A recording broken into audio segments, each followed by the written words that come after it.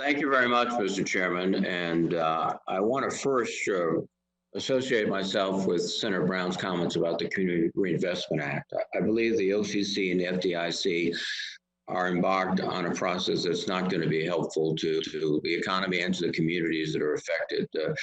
Not only are civil rights leaders and affordable housing leaders upset, but also banks are.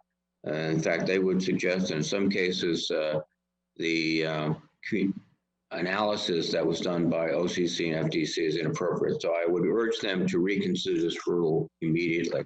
But let me turn to Mr. Qualls. Mr. Qualls, nonprofit organizations are absolutely critical to our economy.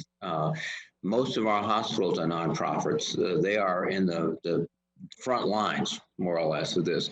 But not only that, in my community of Rhode Island, our YMCA of Greater Providence has over 800 people. They don't qualify for PPP. What is the Fed going to do with respect to nonprofits, with respect to your lending facilities? Would you comment, please? Certainly. Thank you, Senator.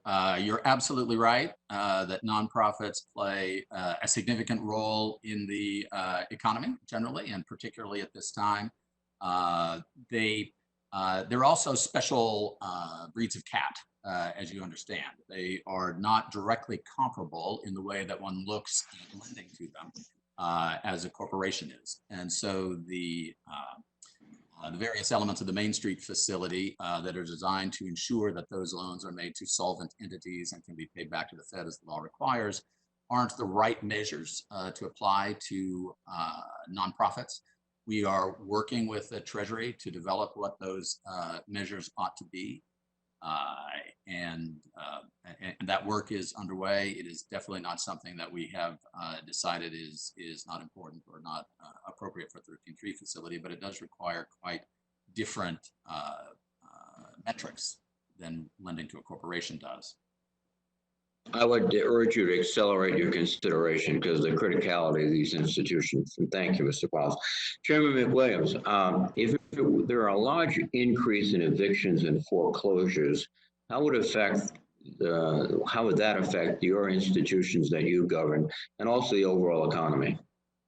So we are looking at that, Senator, and certainly there is a chain effect that would happen if a number of people weren't able to afford their monthly mortgage payments.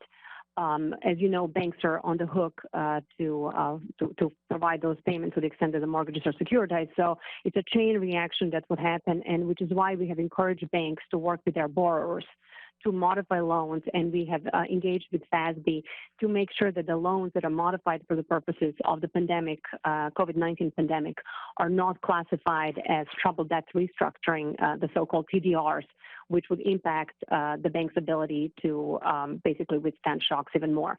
So we are working with the banks, and we're working with the accounting rules. We're looking at our capital requirements to make sure that banks are able to modify this loan so that we don't have the kind of a systematic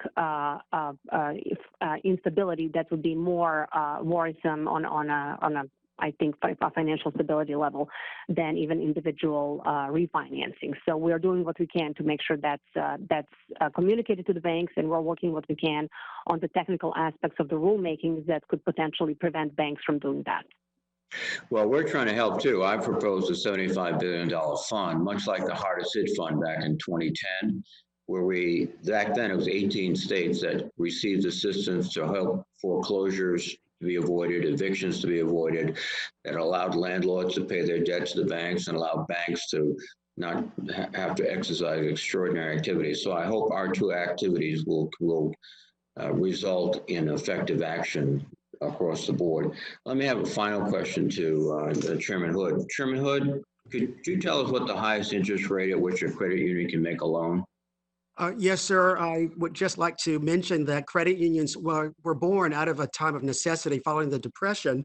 And with that being said, there is always been a service component of the credit union ethos. There is currently a statutory 15% interest rate limit that the NCUA board can raise temporarily if it so wishes. So currently the NCUA board has raised this to an 18% interest rate by unanimous vote for 18 months. Additionally, the credit union statute provides us with flexibility for certain loan types. For For instance, our payday alternative loan product that's known as PALS 1 and 2, those loans can have an interest rate is up to 28%, but those payday alternative loans are far lower in interest rates than loans offered by pernicious payday lenders, sir. Well, not only pernicious payday lenders, but some other institutions. We have legislation to protect service members at 36% interest.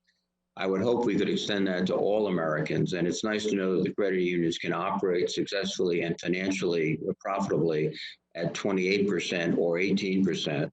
And thank you for the great work the credit unions have done in this crisis. Thank you, Mr. Chairman. Thank you, Senator Scott.